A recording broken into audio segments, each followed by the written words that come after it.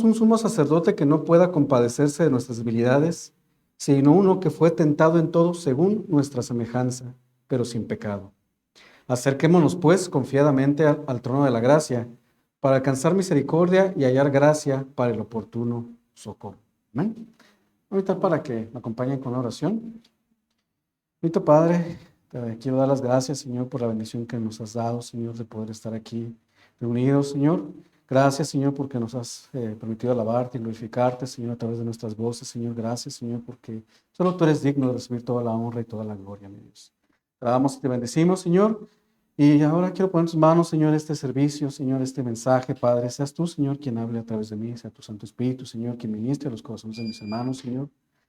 Señor, tú conoces, Señor, tú conoces mis debilidades, Señor, tú conoces mis problemas, Señor, que a veces tengo con el habla. Sin embargo, te ha placido a ti que te sirva, pues, Padre, te ruego, pues, para que, pues, tú me uses, Señor, en esta mañana, que seas tú, Señor, quien sobre todo hable en este pasaje, Señor, que vamos a estudiar, mi Dios. Te damos y bendecimos, Señor, en el precioso nombre de tu Hijo amado, mi Señor Jesucristo. Amén. Bueno, hermanos, pues como comentaba hace un momento, pues la semana pasada nuestro hermano Ricardo nos habló acerca del reposo.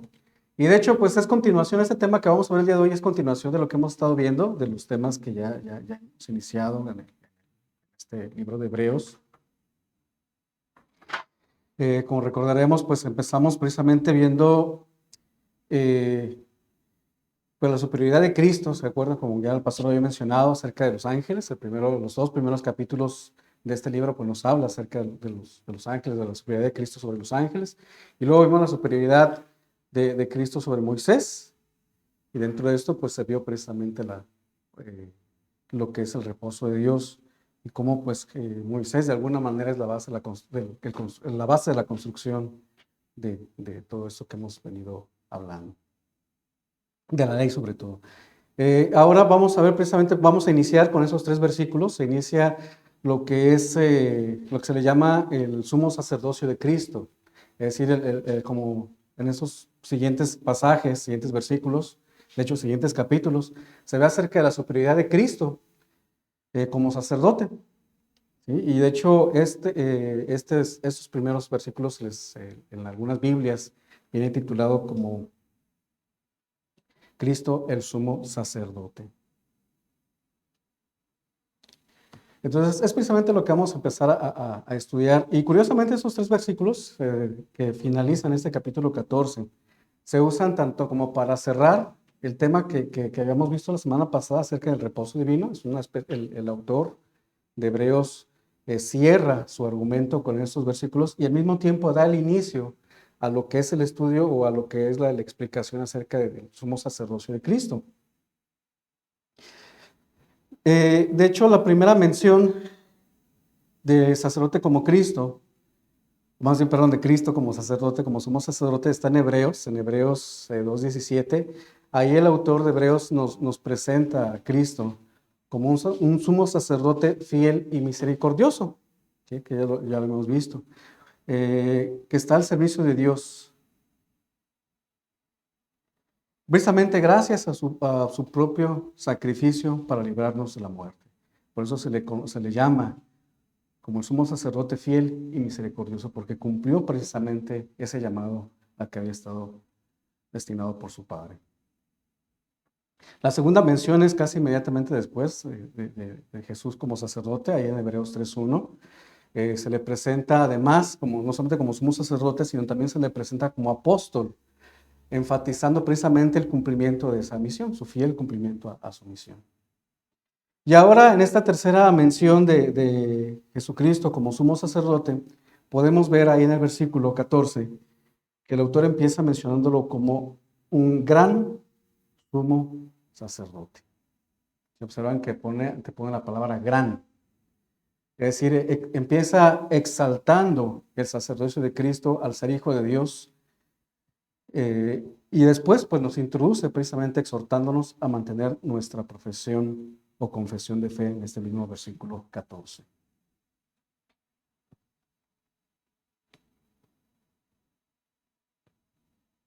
Ok, entonces es precisamente lo que vamos a estar viendo en estos días, en este día, acerca de estos 3 versículos, y sobre todo porque aquí precisamente viene en este versículo 14, nos viene una exhortación. Viene una exhortación a mantener nuestra profesión de fe. Sí, dice en este versículo 14, retengamos nuestra profesión. Ahora, además de iniciar poniendo, o el autor iniciando anteponiendo la palabra gran al sacerdocio de Cristo, también usa otra palabra que es teniendo. Esta palabra de teniendo, pues nos habla o nos da una idea de pertenencia, ¿sí? De que pertenece, de que nosotros tenemos un sumo sacerdote, de que pertenecemos a un sumo sacerdote. Y además lo está presentando a los creyentes.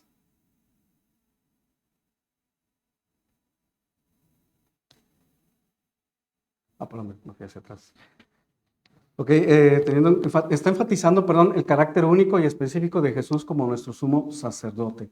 Es decir, Jesús no solo es el sacerdote de los judíos, Jesús no solamente es sacerdote de los gentiles. Recordemos que en esta carta, o en este libro, el autor está hablando a los hebreos. Entonces algunos podrían pensar que a lo mejor cuando habla de Jesucristo como sumo sacerdote, quizás lo podría estar hablando como un sacerdote de gentiles, o un sacerdote exclusivamente de judíos. Recordemos que eran ellos, los hebreos, hacían claramente distinción entre lo que era su pueblo y lo que eran los gentiles. Entonces, para ellos, lo que era un sacerdote, lo que ellos conocían como un sacerdote, pues únicamente era para su pueblo, para los israelitas, y para aquellos que querían convertirse al judaísmo. Sin embargo, pues el sacerdocio de ellos no era destinado para los demás, para lo que ellos decían los goyim, para los paganos, para los humanos, para los demás personas, los demás pueblos. Pero cuando Jesucristo viene y empieza su ministerio, que alcanza precisamente a su pueblo, también quiere alcanzar a todos los demás, a todo aquello que incluso no son judíos de nacimiento, son israelitas de nacimiento, sino es para todo el pueblo, para todas las naciones, perdón. Entonces, algunos podrían pensar que, bueno, quizás Jesucristo se convertiría entonces en el sacerdote de los gentiles. No sé si me explico. Sin embargo, aquí presente, cuando habla o inicia hablando de la palabra teniendo, cuando dice que tenemos, pues está hablando que es un sumo sacerdote general para todos, pero para todos los que han creído en él, para todos los que se han convertido, ¿sí? Entonces, ahora estas palabras nos están diciendo a nosotros que ahora nosotros tenemos precisamente este gran sumo sacerdote.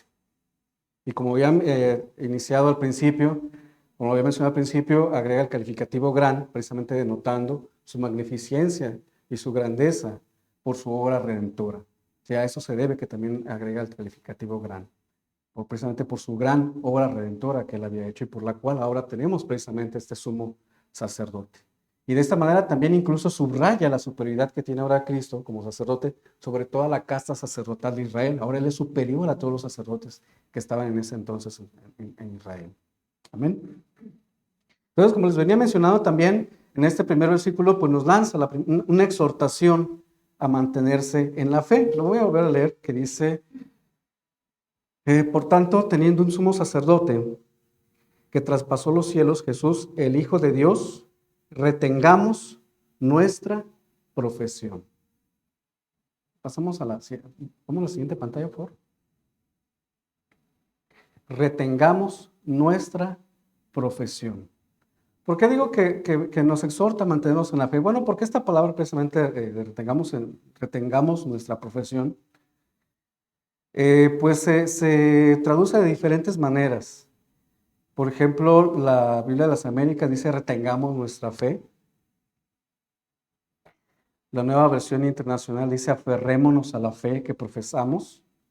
La Biblia Dios habla hoy nos dice que debemos de seguir firmes en la fe que profesamos. Entonces, primero tenemos que aclarar que esta palabra que se usa aquí en la Reina Valera de profesión, retengamos nuestra profesión, en su original griego significa homología. Se traduce también como profesar, que se refiere a la acción de confesar, de manifestar públicamente una afiliación, a una creencia. Entonces, recalcando, la palabra profesar es la acción de confesar, de que hemos manifestado públicamente una creencia. ¿Sí les recuerda esto algo? A un pasaje que hemos usado mucho en la Biblia.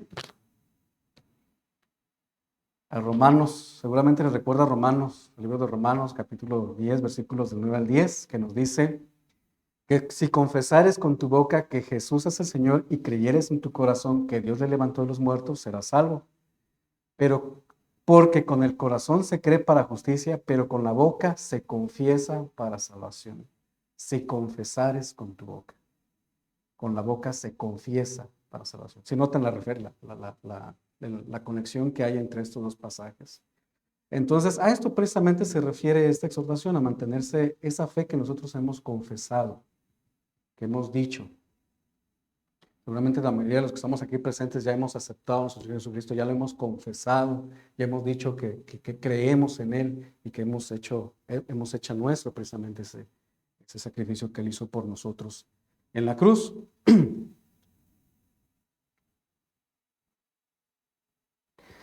Pero además de exhortar a su audiencia, ¿sí? Que además de hablar a los hebreos, ahora nos habla a nosotros, de mantenernos firmes en la fe, pues da el primer motivo de por qué hay que mantenerse firmes en esa fe. Entonces, esta exhortación, quiero mencionar la primera exhortación porque es la que estoy mencionando, pero ya han habido otras exhortaciones aquí en el libro de Hebreos. Anteriormente ya hemos tenido exhortaciones. Bueno, esta exhortación no solamente aplica para la audiencia que en ese momento el autor estaba hablando, para los hebreos que en ese momento estaba hablando, sino que también ahora aplica también para nosotros como creyentes. ¿Sí? Es decir, ahora también esta enseñanza también la podemos aplicar en nuestras vidas. Entonces voy a hacer precisamente el análisis de estos 3 versículos, también tomándonos a nosotros en cuenta, o esta enseñanza también para nosotros. Entonces, como mencionaba, el primer motivo que menciona de por qué debemos retener la fe es porque aquí este versículo nos dice que Jesús traspasó los cielos. Como también lo podemos ver en la pantalla en diferentes versiones, dice que atravesó o trascendió o entró en el cielo. A eso se refiere. O más bien, ¿qué significa esto? Bueno, podemos ver también ahí incluso en Hebreos 8, versículo 1, que nos dice: ahora bien, el punto principal de lo que venimos diciendo es que tenemos tal sumo sacerdote, el cual se sentó a la diestra del trono de la majestad en los cielos.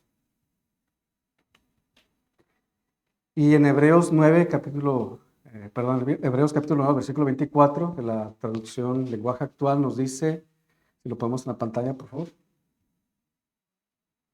porque Cristo no entró en el santuario hecho por seres humanos, que era solo una copia del santuario verdadero. Cristo entró en el cielo mismo y allí se presenta ante Dios para pedirle que nos perdone.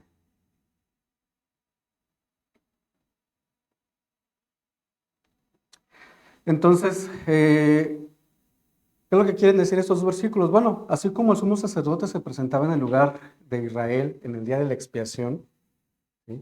Ahora Jesucristo está precisamente delante del Padre en favor nuestro. Para explicar un poquito más este punto, para los judíos, el sumo sacerdote era la autoridad religiosa máxima en la tierra. Solo él podía pasar el velo del lugar santísimo para entrar en él para ofrecer sacrificios por los pecados de toda la nación. Pero cuando Jesús fue crucificado, el velo del templo se rasgó en dos. Este velo rasgado es el símbolo de que los cielos habían sido traspasados por nuestro gran sumo sacerdote por medio de su sacrificio. Jesús fue el sacrificio pascual para redimirnos de todo pecado, por lo que ahora Jesucristo, como sumo sacerdote, es el mediador entre Dios y nosotros. Como representante del hombre, intercede por nosotros ante Dios. Como representante de Dios, nos asegura su perdón, ya que a diferencia del sumo sacerdote, que podía entrar delante de Dios solo una vez al año, Cristo siempre está a la diestra de Dios intercediendo por nosotros. Entonces, nada más tratando de de explicar un poquito más esto, o más bien retomando, reforzando esto que acabo de mencionar, Jesucristo, bueno, como ya sabemos, o ya hemos visto anteriormente en diferentes pasajes, o ya conocemos acerca de lo que nos dice la Biblia en el libro de la ley, pues los sacerdotes eran los encargados de entrar precisamente a hacer los sacrificios, al entrar al lugar santísimo. Y ustedes recordarán, el lugar santísimo, pues es un lugar donde solamente los sacerdotes tenían acceso. Y para entrar ahí, pues estaba dividido, perdón, el lugar santísimo, el lugar santo está dividido por medio de un velo. Entonces no cualquiera podía entrar, solamente podían entrar los sacerdotes. Sabemos esto, que solamente ellos podían entrar y tenían que incluso también ellos hacer un sacrificio por ellos mismos para lavar sus pecados, para expiarse y poder acercarse o poder entrar. Incluso si había pecado en ellos, tan solo entrar, inmediatamente caían muertos. Sin embargo, cuando Jesucristo es crucificado, como lo acabo de leer en esta explicación, cuando Jesucristo es crucificado, pues este velo se rasga. Sabemos en el libro de Mateo que nos habla, cuando Jesucristo es crucificado, se rasga. El velo se rasga, perdón, se parte a la mitad. Entonces, esto precisamente significa que o es el significado de cómo Jesucristo también llega, o es de cómo Él traspasa los cielos por medio de su sacrificio. A través de su sacrificio Él nos da el acceso precisamente ahora a Dios. Entonces, a través de su crucifixión obtuvimos esa salvación, que es esto precisamente que hemos creído, es lo que hemos confesado. ¿Sí? Que a través de su sacrificio ahora podemos venir ante nuestro Señor. Ahora hemos sido purificados, hemos sido limpiados mediante el sacrificio y podemos acercarnos con confianza a nuestro Padre. Y Él está precisamente delante de Dios, delante del trono del Señor, en estos momentos está intercediendo por nosotros. El día a día está intercediendo por nosotros. Antes los sacerdotes únicamente podían hacer sacrificios una vez al año para cubrir los pecados. Ahora nosotros tenemos acceso al trono de la gracia, tenemos acceso a Dios todos los días. Todos los días podemos ser perdonados. Como dice su palabra, cada mañana sus misericordias son nuevas. Amén. Pues ya no tenemos que esperar a una época del año. Ya todos los días podemos tener ese acceso porque el Señor precisamente está delante del Padre intercediendo por nosotros. Ahora, el segundo motivo por el cual debemos de retener nuestra fe está en el siguiente versículo, en el versículo 15, lo vamos a leer, por favor. Dice, porque no tenemos un sumo sacerdote que no pueda compadecerse de nuestras debilidades, sino uno que fue tentado en todo según nuestra semejanza, pero sin pecado. Lo voy a leer otra vez. Porque no tenemos un sumo sacerdote que no pueda compadecerse de nuestras debilidades, sino uno que fue tentado en todo según nuestra semejanza, pero sin pecado. Entonces, la doble negación que se ve en este versículo, que inicia este versículo, no tenemos un sumo sacerdote que no pueda compadecerse, sí, precisamente subraya esta gran compasión de Cristo. Y ahora, la razón de esta gran compasión radica en la necesidad de que Cristo fuera semejante a nosotros, siendo hecho hombre para ser tentado igual que nosotros, pero venciendo el pecado, permaneciendo santo y poder cargar en la santidad de su ser con nuestras culpas, intercambiándose él mismo por nosotros. Y como lo hemos venido mencionando, Él fue el que entregó su vida por nosotros. Entonces, esta gran compasión se debe precisamente a que Él dio su vida por nosotros y Él conoce por lo que nosotros pasamos. Él conoce nuestras debilidades. Aquí hay algo interesante que debemos de considerar. Que Él precisamente fue hecho hombre, como nosotros muchos, ya incluso se ha mencionado anteriormente en los estudios anteriores, que incluso hay quien dice, hay religiones que dicen que Jesucristo no fue realmente, o no estuvo aquí en la tierra físicamente, no fue un hombre de carne y hueso como nosotros. Hay quien no cree eso, hay quien dice que fue un espíritu. Por ejemplo, los testigos de Jehová dicen que fue un espíritu. Hay quien dice que quizás sí fue un hombre, pero pues nada más un profeta. Hay incluso quien dice que a lo mejor fue un ángel que vino. Desde aquel entonces ya incluso decían que era simplemente algún espíritu, algún ángel que estuvo por acá. Sin embargo, pues la palabra nos aclara, nos ha dicho, y ya lo hemos visto en diferentes pasajes de Hebreos también, de que Él fue hombre, fue hecho carne. Por ejemplo, en Hebreos 2:14 dice, así por cuanto los hijos participaron de carne y sangre, Él también participó en lo mismo, para destruir por medio de la muerte al que tenía el imperio de la muerte. Esto es al diablo.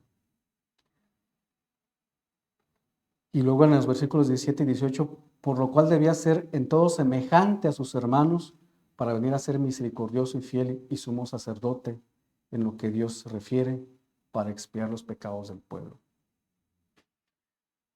Pues cuanto él mismo padeció siendo tentado, es poderoso para socorrer a los que son tentados. Entonces, estos pasajes precisamente nos hablan de que Jesucristo estuvo aquí como humano, como hombre. Si nos hacen ese recordatorio, nos los afirman, nos los confirman. Pero no solamente estuvo en carne y hueso como nosotros, sino que también padeció como nosotros. ¿Sí? Nos está confirmando que Él también fue tentado y fue tentado en todo. Ahora, aquí esta palabra de ser tentado en todo, y aquí es donde está la complejidad o lo complicado de este pasaje, es que puede surgir o puede dar al lugar a un problema, a una duda. Esto si lo comparamos con lo que dice Santiago, ahí en el libro de Santiago, pasamos a la siguiente pantalla, por favor. Santiago 1, versículos 14 y 15, que nos dice así, sino que cada uno es tentado cuando de su propia concupiscencia es atraído y seducido. Entonces la concupiscencia, después de que ha concebido, da a luz el pecado, y el pecado siendo consumado da a luz la muerte.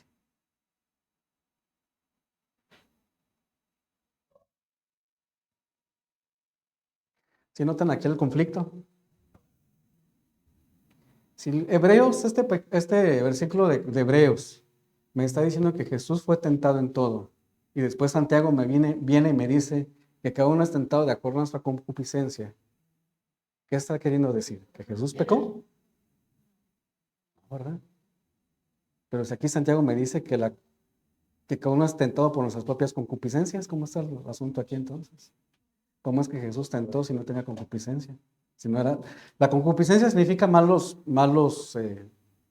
pensamientos, malos sentimientos, ¿sí? Malos deseos, es la concupiscencia. Jesús no tuvo malos deseos. Pero ¿cómo es que fue tentado entonces? Bueno, para poder explicar esto, y es importante explicar esto, ¿por qué? Porque si decimos que Jesús fue tentado y damos lugar a pensar que Él pudo haber pecado porque Él pecó, o que Él pudo haber pecado porque incluso en la actualidad, incluso por ahí un escritor, lo voy a mencionar, hay un escritor, no recuerdo el nombre, que incluso da la idea de que Jesús sí pecó porque tuvo familia o porque estuvo aquí en la tierra y que fue un hombre común y corriente como nosotros. Al irse al extremo contrario de que sí estuvo aquí, sí fue carne, pero que también por lo mismo pecó. Entonces hay gente que dice eso, hay dos autores aquí, un libro no recuerdo que se llama Caballo de Troya y el otro, no me acuerdo, que incluso hicieron películas de eso. Pero dan a entender eso. Entonces aquí entramos en un conflicto si consideramos también esto que dice la Biblia. Sin embargo, que precisamente el autor de Hebreos precisamente aclara y dice, pero sin pecado, aquí en este versículo 15. Fue tentado en todo, pero sin pecado. Entonces, ¿cómo podemos entender eso de que Jesús fue tentado, pero sin pecado? ¿Y por qué es importante entenderlo? Bueno, para eso existe algo que se llama la doctrina de la impecabilidad de Cristo, doctrina de la impecabilidad de Cristo, que nos dice lo siguiente: si Jesucristo no hubiera sido el Cordero sin tacha y sin mancha, no solo no podría haber asegurado la salvación de ninguno, sino que además Él mismo hubiera necesitado un Salvador. Entonces, si eso fuera cierto de que Jesucristo también pudo haber pecado, entonces Él no podía salvarnos a nosotros. Es más, Él mismo necesitaría un Salvador.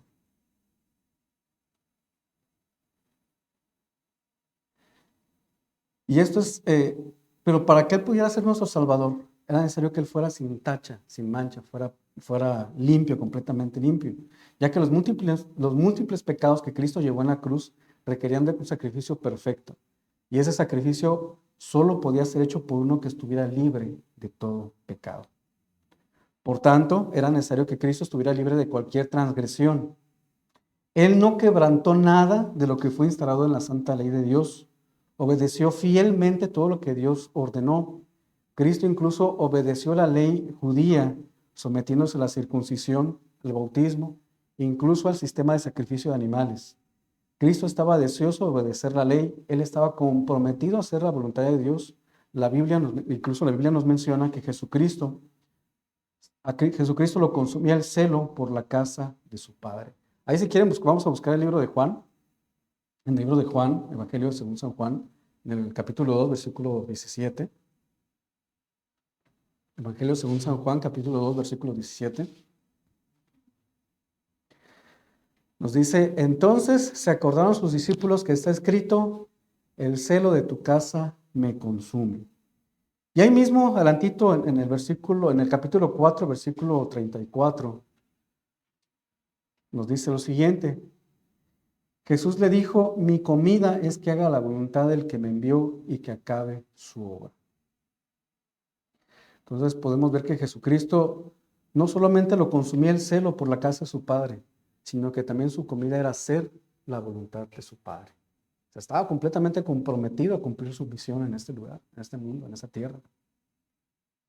Tenía que ser un hombre puro, limpio, sin pecado, perfecto, el Cordero perfecto, sin ninguna mancha, sin ninguna tacha.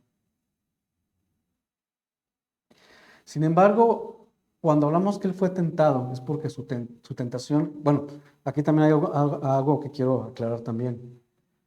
El hombre, como le dice a Santiago, cuando somos tentados es por nuestra propia concupiscencia, ¿sí? Por nuestros propios malos deseos. Pero esto se debe a que nosotros, los seres humanos, las personas, tenemos una naturaleza caída. Sabemos que cuando Adán pecó, nuestra naturaleza cayó. Y eso da lugar precisamente a que tengamos esos malos deseos.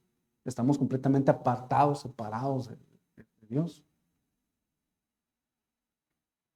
Sin embargo, aunque Jesucristo fue hombre, vino a la tierra, hecho en carne y sangre, su naturaleza no era humana, él era divina. ¿Por qué? Porque él era el Hijo de Dios. Entonces, en él no existía esa naturaleza pecaminosa como le existe en nosotros. ¿Me explico? Entonces, esta es una de las razones principales por la cual Jesucristo no pudo haber pecado. Y además, esas tentaciones por las que él pasó, como no podían venir de adentro de él porque él no tenía malos deseos, esas tentaciones venían de afuera. ¿Y quién era quien tentaba? ¿Quién es el tentador? Pues el diablo. Es el que lo atacaba, es el que atacaba mediante las tentaciones. Y para eso, y esto lo podemos explicar, esto nos explica, de hecho, en el libro de Mateo.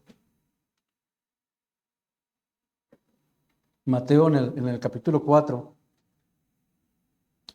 donde nos narra precisamente cuando Jesucristo fue al desierto, cuando Jesús fue tentado en el desierto. Vamos a leer los primeros 4 versículos, si lo ponemos en la pantalla, por favor.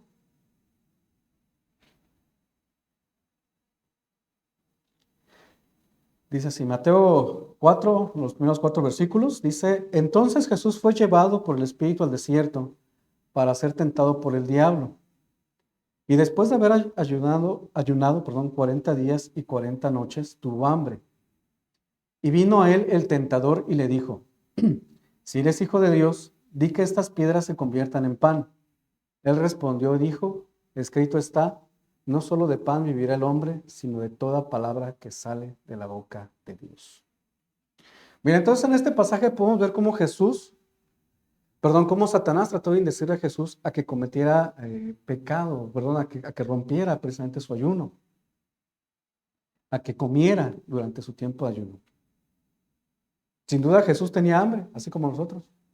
Cuando pasamos tiempo sin comer, que nos da hambre. También Jesús, él estaba en ayuno. Entonces seguramente como hombre, como persona, al igual que nosotros, también seguramente él tuvo hambre. Entonces Satanás quiso aprovecharse de esta situación y por eso le dijo, si eres hijo de Dios, dile a estas piedras que se conviertan en pan. Entonces lo estaba tentando, ahí es donde entra la tentación, lo estaba tentando. Entonces no fue malo que el Señor Jesucristo tuviera hambre. Era algo natural tener hambre.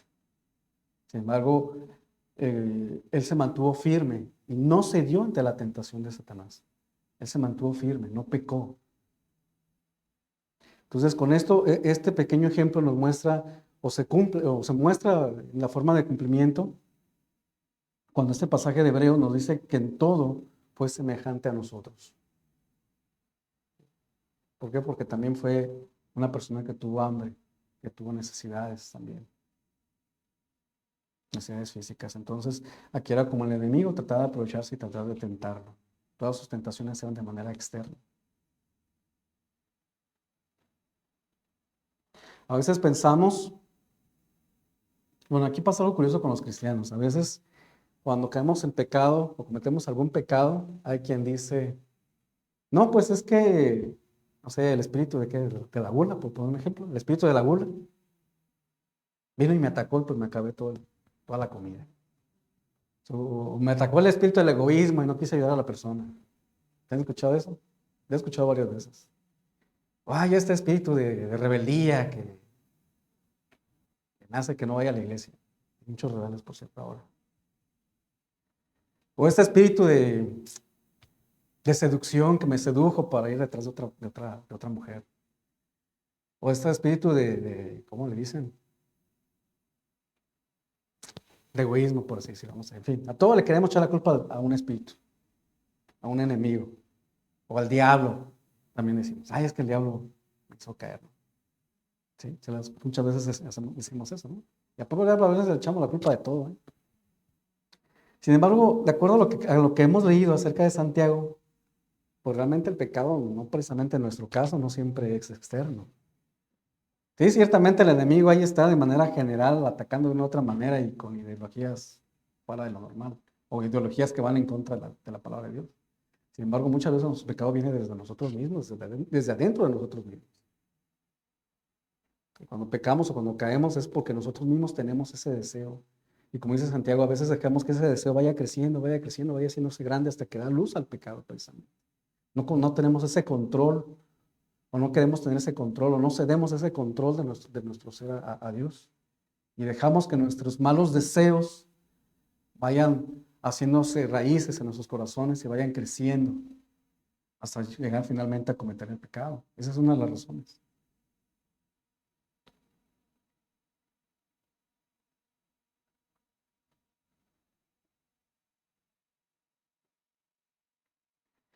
Sin embargo, como hemos visto también,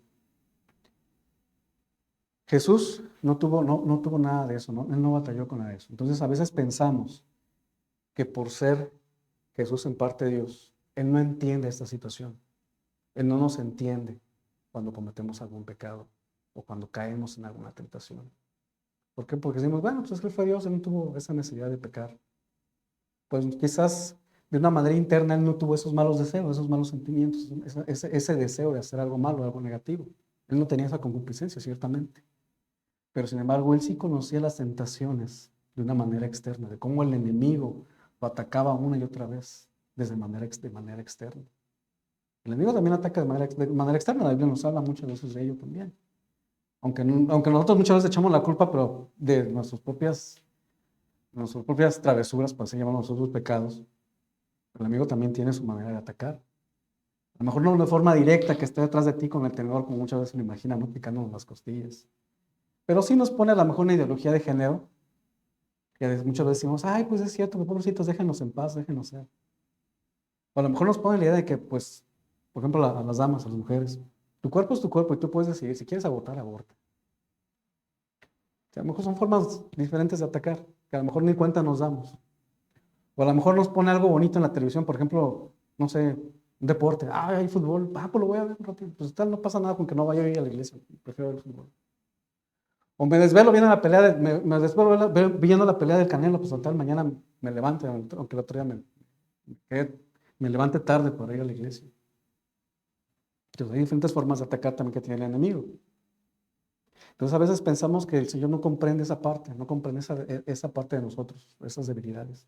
Sin embargo, Él sí las entiende, porque Él también sufrió tentaciones por parte del enemigo. Pero además, en el tiempo que Él estuvo aquí en la tierra, también Él vio de cerca las tentaciones, cómo tentaba a las personas.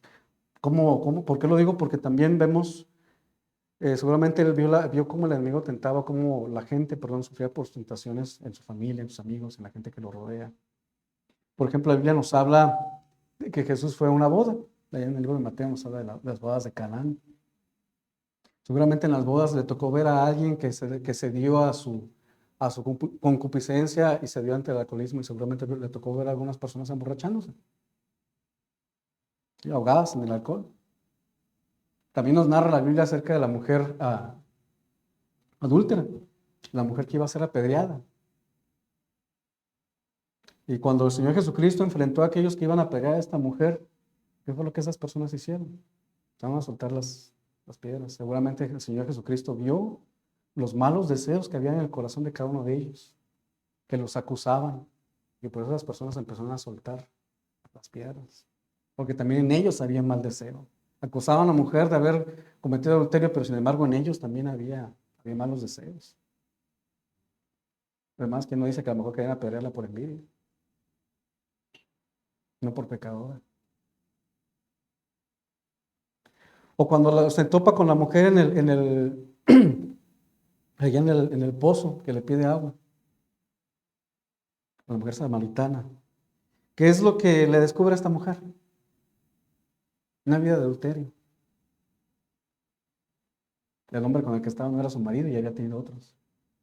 Había cedido a sus deseos de esta persona. Entonces le tocó ver precisamente, mientras él estuvo aquí en la tierra, le tocó ver a todas esas personas, toda la gente que lo rodeaba, cómo cedían ante sus tentaciones, cómo cedían ante sus debilidades y cómo caían en pecado una y otra vez. Le tocó verlo en persona. Entonces, claro que nos entiende cuando nosotros pasamos por una situación difícil. Claro que nos entiende cuando estamos siendo tentados por nuestras propias debilidades, por nuestras propias concupiscencias. Él no es ajeno a eso. No que él haya sido tentado porque haya tenido malos deseos, sino porque él también lo vio en la gente que lo rodeó y también fue atacado por el enemigo de una manera externa. Amén. Entonces, ahí está precisamente la razón por qué era necesario, o más bien por qué él nos tiene esa compasión, porque él nos entiende, porque él nos compadece. Habla de esa empatía que tiene nuestro Señor Jesucristo a través de nosotros. Ese sacerdote, ¿cómo nos puede entender? ¿Sí? Pero era necesario que él no pecara, que él fuera perfecto para poder hacer ese sacrificio puro, sin mancha, y poder llevar nuestros pecados a la cruz, hacer el intercambio. Él se intercambió por nosotros. Nosotros estábamos destinados a ese castigo. Ese era nuestro destino, el castigo eterno. Él sabía que íbamos directamente a esa destrucción. Esa es la consecuencia del pecado, el estar apartados de Dios eternamente. Él lo sabía. Entonces, Él hizo ese cambio, ese intercambio por nosotros. Él dio su vida, siendo perfecto, sin ningún pecado, sin tacha. Fue necesario que fuera así, para cargar presente con todos los pecados de los que ahora hemos sido redimidos, de los que hemos sido escogidos para salvación. Entonces, con nosotros ahora como cristianos, ¿sí? Hay por ahí hay una pelea, una lucha que habla acerca de que si estamos bajo la gracia, ya no estamos bajo la ley. Y algunos lo usan como una forma de decir que ya no importa, o sea, puedes hacer lo que tú quieras, ¿no? O sea, salvo siempre salvo y puedes pecar a lo que tú quieras, ¿no? Pues no, no es así. Ciertamente nuestra salvación no depende de obras. De hecho, nosotros no podemos cumplir las leyes divinas por nuestras propias manos, por nosotros mismos. Pero ahora que hemos sido salvos, las podemos cumplir. ¿Por qué? Porque Jesús llevó esa obediencia a la cruz. Y nosotros ahora podemos tomar esa obediencia y ser obedientes. Ese es el resultado precisamente de una conversión, el resultado de nuestra fe. Así es como resulta nuestra obediencia a Dios. Y ciertamente, aún estando en la carne, como decía Pablo, podemos tener luchas, podemos tener dificultades, podemos tener aflicciones. No dudo que quizás en algún momento podamos caer o tropezar más bien, cometer algún pecado. Sin embargo, ya no es porque nosotros queramos pecar deliberadamente, porque queremos estarlo haciendo, porque es parte de nuestra vida, sino porque a lo mejor nos resbalamos. Pero debemos de tener cuidado y debemos de buscar precisamente volver a restaurar nuestra comunión con el Padre. Y precisamente es lo que nos habla estos versículos, es justamente de lo que nos habla, de cuál es la razón de retener nuestra fe. Entonces, esta es el segundo motivo, el segundo aliciente de por qué debemos de retener nuestra fe, porque Jesucristo, nuestro sumo sacerdote, también nos compadeció, nos conoce, sabe por lo que pasamos, por lo que luchamos, por esa pelea día a día que tenemos contra las tentaciones.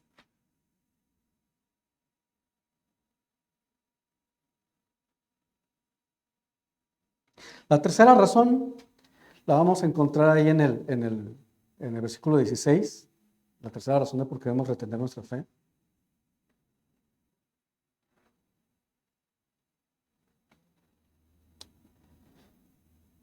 Vamos, lo voy a leer, dice: acerquémonos pues confiadamente al trono de la gracia, para alcanzar misericordia y hallar gracia para el oportuno socorro. ¿Cuál es esta tercera razón? Bueno, de entrada este versículo es de alguna forma el resultado de los versículos del versículo 14. Versículo 14 que cuando nos habla de que Jesucristo traspasó los cielos, que él ahora está delante de la presencia del Padre.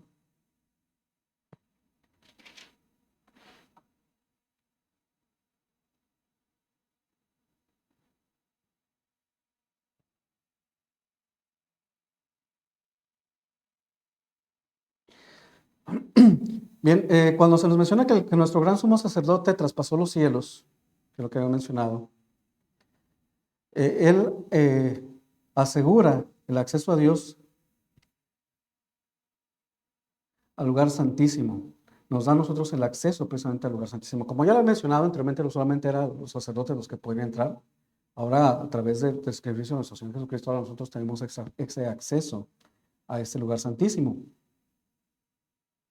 Precisamente podemos acercarnos a este trono de la gracia.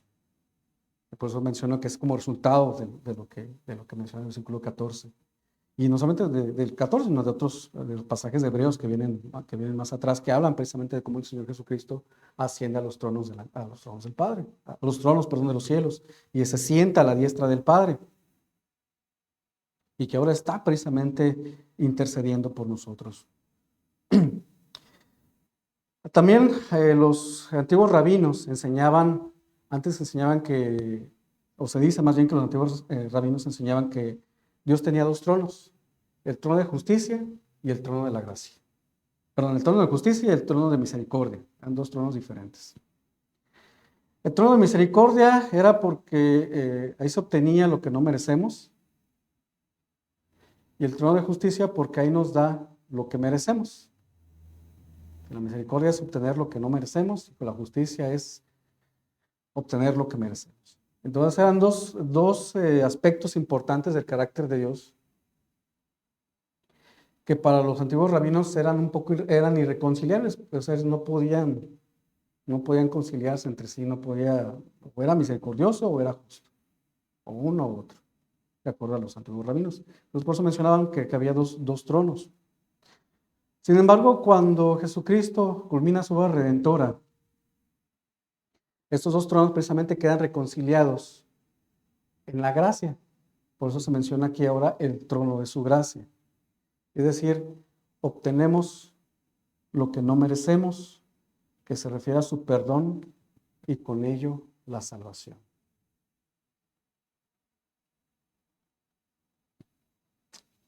Sí, entonces esto no quiere decir que por medio de la gracia se ignore la justicia de Dios, ya que la justicia de Dios opera precisamente en cumplimiento de la justicia a la luz de la crucifixión de nuestro Señor. Como lo había mencionado anteriormente, no es tanto que por tener la gracia ahora podamos pecar libremente, ¿no? Sino al contrario, ¿verdad? Como tenemos la gracia, podemos cumplir esta ley, podemos obedecer.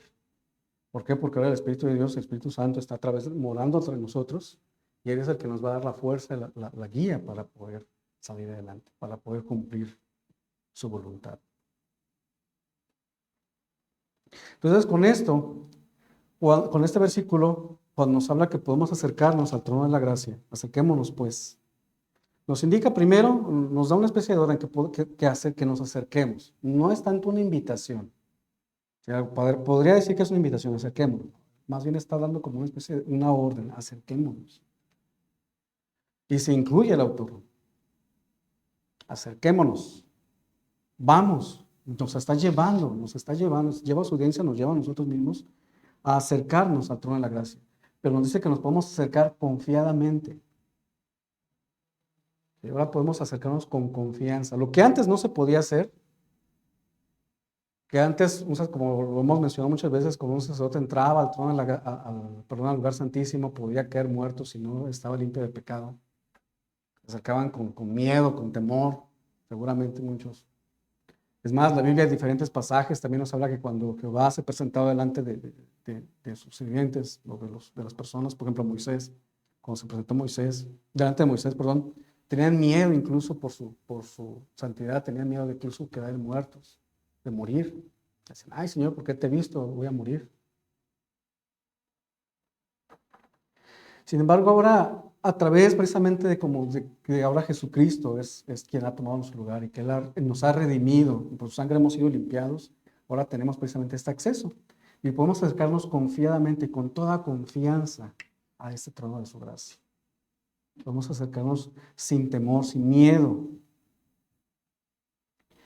Pues el acercarse no quiere decir que nos vamos a acercar quizás de una manera orgullosa o arrogante, sino acercarnos quiere decir que nos podemos acercar constantemente, podemos venir libremente, sin reserva, debemos de venir con un corazón sincero y con reverencia. Ahora, ¿cómo podemos acercarnos a este trono de la gracia? Bueno, por medio precisamente de la oración. Esa es la forma en que nosotros nos acercamos a este trono, al trono de la gracia, en oración, a través de las oraciones. Ahora tenemos este privilegio de poder venir directamente al Padre y decirle, Señor, aquí estoy.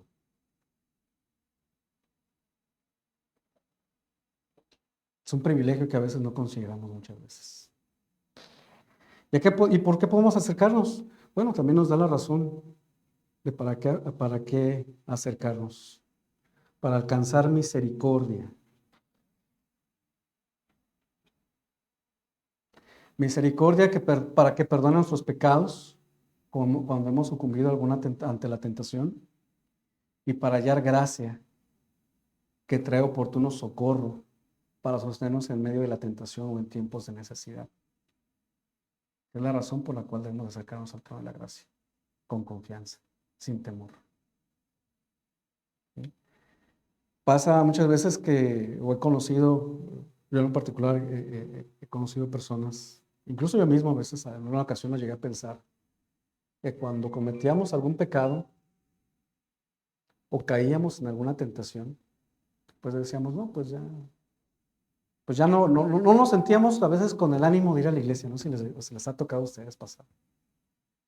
Que a veces no sienten con el ánimo de estar de ir a la congregación cuando por alguna razón se enojan, por ejemplo, antes de venir, se pelean con su pareja o por alguna razón se enojan. No, ya para qué voy a la iglesia, ya me hiciste enojar. O días antes tuvieron algún problema, cometieron algún pecado y entonces ya igual se sienten así con desánimo. Dicen, no, pues ya para qué voy. Mejor ya que me sienta mejor, ya que haya dejado de hacer lo malo, entonces ya me acerco a la iglesia. No sé si les ha pasado eso. Bueno, a mí me llegó a pasar, a mí en lo particular me llegó a pasar. Pero saben que esa es una forma en que el pecado nos acusa ante el Espíritu. Es una forma de que queremos nosotros rehuir, como la iglesia en nuestro subconsciente representa a Dios, pues queremos huir de la presencia de Dios, más bien. Esa es la razón por la que a veces pensamos eso. Porque queremos apartarnos. No, ¿sabes qué? Ya te quedé mal, pues ahí muere, ¿no? Es lo que a veces pensamos, lo que muchas veces sentimos. Y hay personas que incluso, yo sé que algunos de los que están aquí presentes seguramente, perdón, los que faltaron, seguramente no vinieron precisamente por eso. Porque quizás cometieron algún error, algún pecado y dijeron, no, pues ya mejor no voy a la iglesia. Sin embargo, por eso es la invitación a acercarnos al trono de la gracia. Acercarnos pidiendo misericordia, buscando esa misericordia. Si yo caí, no es me voy a alejar de la iglesia porque ya la regué, porque ya ni modo, ya pequé. No, si ya caí, me tengo que buscar la reconciliación con el Padre. Tengo que buscar a Dios y pedirle, es que Señor, perdóname, me equivoqué. A eso se refiere con acercarnos confiadamente, en que puedo acercarme confiadamente a Él y decirle, ¿sabes qué, Señor? La regué. Me equivoqué aquí en esto. Pequé en esta cosa. Hice esto que estaba mal. Hice cosas indebidas que ante ti yo sé que están mal. Que tu palabra me dice que no debo de hacer, que no debo de mentir, que no debo robar, que no debo engañar. Tu palabra me dice muchas cosas que yo no debo de hacer y sin embargo la regué y lo siento, Señor, perdóname. A eso se refiere acercarnos confiadamente a su trono de la gracia. Para buscar precisamente esa misericordia, ese perdón. A eso se refiere precisamente esto. Y esa es precisamente la tercera razón porque nos va a ayudar a retener nuestra fe, para mantenernos en nuestra fe. Tan solo, seguramente algunos de los que están acá recordarán cuántas personas no iniciaron esta congregación. Una congregación llena. Ya me tocó llegar a ver la congregación llena. Ahora, ¿cuántos quedamos? ¿Y dónde están los demás?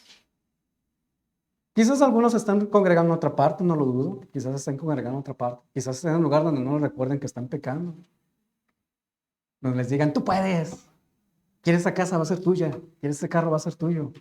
Dios te quiere bendecir. Y perdóname, pero Jesucristo no vino a morir para darnos cosas. Jesucristo no vino a morir para darnos casas, o para darnos carros, o para darnos victorias, o para darnos mejores empleos, o para darnos riquezas. Jesucristo no vino a dar su vida por eso. Y esto es precisamente lo que nos quiere enseñar el autor de Hebreos, que Jesucristo no vino a eso.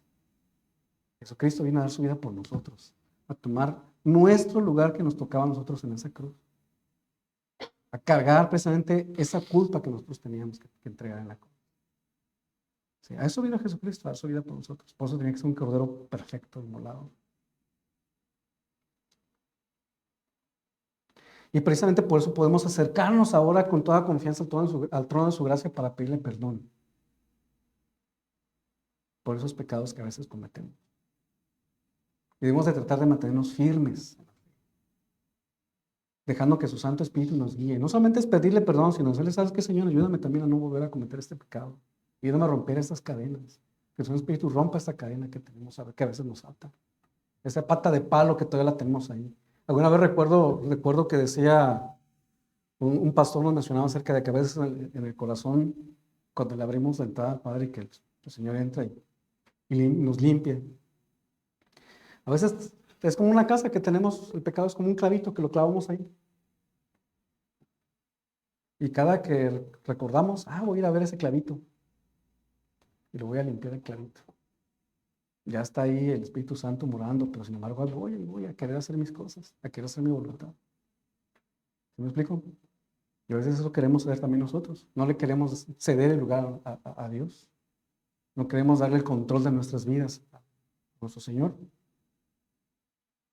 Entonces, es precisamente lo que el autor de este libro de Hebreos pues está invitando a estas personas. Seguramente, bueno, como ya hemos visto, ya se ha visto ya para concluir, los hebreos a quien va dirigido este mensaje, como ya se ha mencionado anteriormente, pues eran personas que ya se estaban desviando de su fe, se estaban cayendo algunas en falsas doctrinas, estaban retrocediendo precisamente a las enseñanzas de antes y regresando a sus tradiciones. A causa de la persecución, incluso algunos caían en desánimo. Seguramente muchos de esos hebreos que habían confesado su fe en el Señor, seguramente estaban volviendo otra vez a sus vidas de pecado, se estaban alejando de Dios. Y presente, como sabían que Dios era un Dios justo, pues veían difícil una reconciliación. Esa es la razón por la cual el autor de Hebreos hace este libro. Pues bien, de la misma manera, así como los hebreos en ese tiempo, pues tenían sus dificultades, sus problemas. ¿Cuántos de nosotros no estamos en una situación similar en la que nuestra fe a veces tambalea?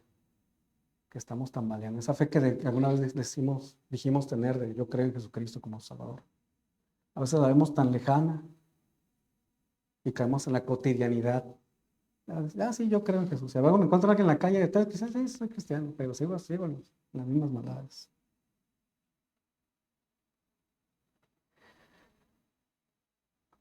¿Cuántos veces no hemos estado en una situación similar en la que a veces nos hemos empezado a apartar precisamente del camino de Dios? Ya sea porque las presiones de la vida diaria nos hacen retroceder, o porque en un descuido, como lo mencionaba hace un momento, fallamos, pecamos, caemos en la tentación y nos queremos apartar, huir de la presencia de Dios, huir de la presencia de Dios más bien. O porque a lo mejor estamos en pruebas duras, en tribulaciones duras, y eso nos desanima. Ya no hablemos de persecuciones, sino hablemos de pruebas duras, difíciles, enfermedades, problemas económicos, situaciones difíciles con la familia. Y a veces eso nos empieza a desanimar y empezamos a querernos desviar o apartarnos del camino, apartarnos de Dios. Así como los hebreos en ese momento empezaban a apartarse. Ellos empezaban a retroceder algunos a sus viejas creencias. Esa confesión solamente había quedado de palabra, de boca, como decimos actualmente, de dientes para afuera.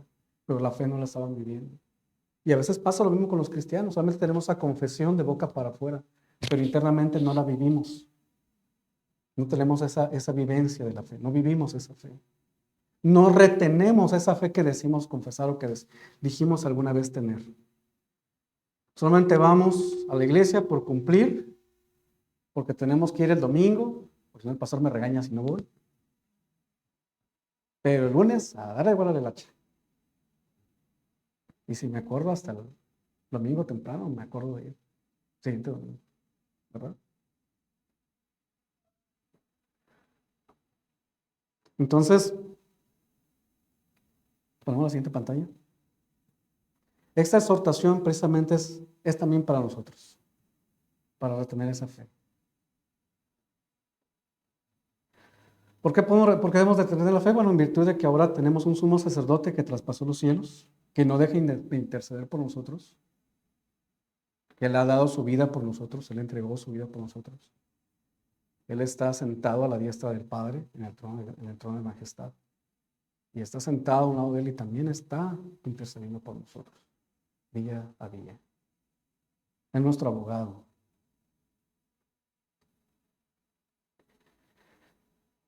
Ese sumo sacerdote se compadece de nuestras debilidades también.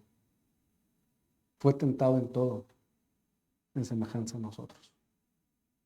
Él nos conoce. Él sabe precisamente por las dificultades por las que podemos pasar. Él conoce nuestros corazones, de hecho, y sabe precisamente cuál es ese pecado que no queremos soltar. Él conoce precisamente cuál es ese pecado que no quiere soltar. Eso que tienes escondido ya, por lo que te escondes muchas veces, Él lo conoce. Él lo sabe. No se lo podemos engañar, no lo podemos engañar, no lo podemos mentir, no podemos ocultarlo. Por eso tiene compasión de nosotros. Por eso nos compadece y tiene misericordia por nosotros. Y por lo mismo, ahora también Él nos ha dado acceso, nos ha dado un libre acceso al trono de su gracia. Ahora podemos acercarnos a Él. Debemos de acercarnos a Él buscando esa misericordia, buscando esa reconciliación. Si tú, mi hermano, quizás estás en un momento pasando que te sientes un poco apartado, te sientes quizás un poco desanimado, que quizás has llegado a pensar, no, pues no quiero ir y si llegué, pues es porque de veras tenía que venir, me sentía con obligación de venir. Pues es el momento, mi hermano, de mejor buscar reconciliarse con el Señor. De venir precisamente al trono de su gracia, buscar esa misericordia, ese perdón. ¿Sabes qué, Padre? Perdóname porque a veces me quiero alejar de ti. Es el momento de precisamente de venirlo a buscar y de entregarle aquello que tenemos, aún ese clavito que aún no queremos dejar. Ese pecado que aún, esa patita de palo que aún nos sigue molestando. ¿Sabes qué, Señor? Ayúdame a no seguir pecando más contra ti. A buscar esa misericordia. Para cuando llegue el momento de la tentación, obtengamos ese oportuno socorro. Cuando llegue el momento de la tentación, podamos salir victoriosos, salir adelante. O cuando pasemos incluso alguna prueba, alguna dificultad, alguna enfermedad difícil, dura, que el Señor nos pueda sostener, nos pueda mantener firmes en la fe. mantenernos firmes a pesar de las dificultades. Esas son las razones principales por las cuales debemos de retener nuestra fe. Tenemos las herramientas, en estos mismos motivos, en estos mismos motivos tenemos las herramientas para mantener nuestra fe. Entonces no dejemos que Satanás nos quiera hacer pensar o creer que nuestro Dios es un Dios insensible, sino todo lo contrario. Él ha sido misericordioso y ha sido paciente también con nosotros.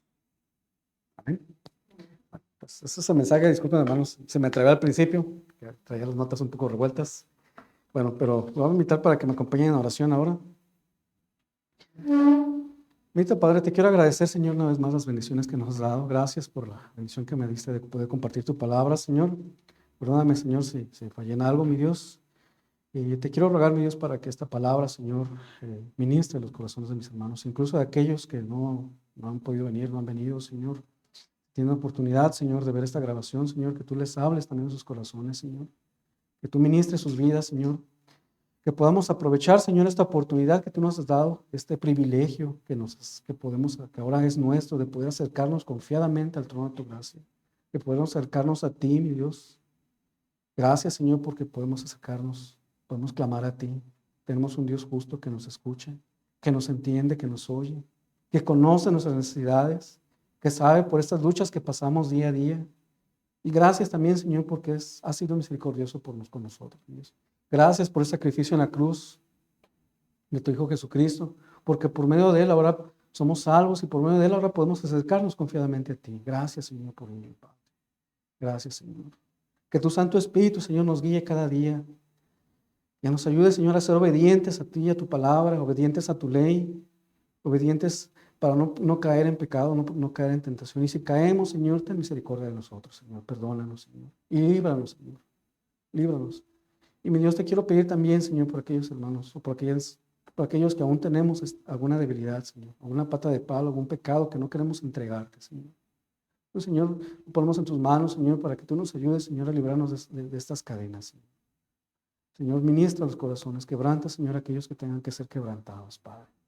Y obra, Señor, en cada una de la vida de nosotros, Padre. Todo esto te lo pido y te lo ruego, mi Dios bendito, en el precioso nombre de tu Hijo amado, mi Señor Jesucristo. Amén y amén.